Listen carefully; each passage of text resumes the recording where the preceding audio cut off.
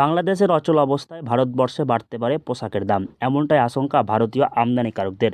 শুধুমাত্র পোশাক নয়, নিয়মিত মালদহের মহদীপুর স্থলবন্দর দিয়ে বাংলাদেশ থেকে টি-শার্ট, 3 পিস কাপড়, কটনের তুলো, প্লাস্টিকের চেয়ার, গামলাসহ চটের ব্যাগ আমদানি হয়। এ সমস্ত সামগ্রীগুলি পশ্চিমবঙ্গ সহ বিহার, উত্তরপ্রদেশ ছাড়াও ভারতবর্ষের বিভিন্ন রাজ্যে বিক্রি করা হয়। কিন্তু গত কয়েকদিন ধরেই বাংলাদেশের অচল অবস্থার জন্য বাংলাদেশ থেকে ভারতে বিভিন্ন সামগ্রী আমদানি প্রায় বন্ধের মুখে। যেটা আজকে রিকোয়ারমেন্ট ছিল হচ্ছে jute bag minimum, jute bag যেটা মিনিমাম হচ্ছে 15 থেকে 20 গাড়ি আসতো। 3-4টে হচ্ছে টি-শার্ট যেটা গার্মেন্টসের মধ্যে পড়ে সেটা আসতো। আপনার প্লাস্টিক পলিফাইবারের যেগুলো প্লাস্টিকের তুলো ওগুলো আসতো 1-2 গাড়ি। আর যেটা আপনার চেয়ার টেবিল ফাইবারের যে প্লাস্টিকের জিনিস আসবাবপত্র ওগুলো আসতো, সেগুলো আসাটা বন্ধ হয়ে গেছে। মতো অবস্থাতে এরকম যদি ক্রাইসিসের মার্কেট হয়ে যায় ইন্ডিয়াতে, তাহলে পরবর্তীকালে এই জিনিসপত্রগুলোর অতি হারে দাম বাড়বে। সেটা আমাদের ইন্ডিয়ার জন্য খুবই খারাপ। এই যে এমনকি বাংলাদেশের প্রধানমন্ত্রী শেখ হাসিনা পদত্যাগ করার পর থেকেই পরিস্থিতি আরও খারাপ হয়েছে। বর্তমানে বাংলাদেশের সেনাবাহিনীর হাতে দেশের ক্ষমতা।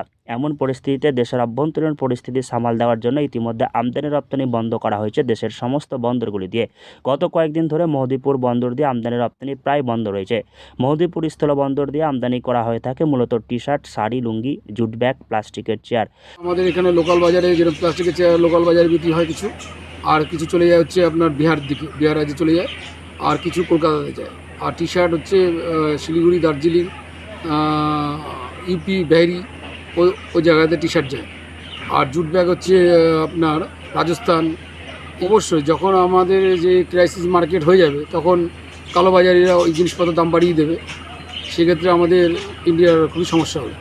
দেশের পরিস্থিতি খারাপ হতে থাকায় বাংলাদেশের পক্ষ থেকে আমদানি রপ্তানি বন্ধ করে দেওয়ায় এগুলি আর আমদানি সম্ভব হচ্ছে না। ফলে লোকসানের মুখে পড়ছেন এদেশের আমদানিকারকেরা। এমনকি প্রতিদিন বাংলাদেশ থেকে বিভিন্ন সামগ্রী আমদানি শুল্ক বাবদ ভারতের রোজগার হয়ে থাকে এই স্থলবন্দর দিয়ে প্রায় 50 লক্ষ টাকা। প্রতিদিন সেই টাকাও লোকসান হচ্ছে ভারত সরকারের। ভারতীয় আমদানিকারকদের আশঙ্কা, দীর্ঘদিন এই সমস্ত সামগ্রীগুলি আমদানি বন্ধ থাকলে কালোবাজারি শুরু হবে। এতে করে জিনিসের দাম বৃদ্ধি পেতে পারে। তবে আমদানিকারক থেকে রপ্তানিকারকদের অনুমান, আগামী কয়েকদিনের মধ্যেই পরিস্থিতি স্বাভাবিক হবে। বাংলাদেশের পক্ষ থেকে খুলে দেওয়া হতে পারে আমদানি রপ্তানির জন্য বন্দরগুলি। মালদহ থেকে হরষিত সিংহ, লোকাল 18 বাংলা।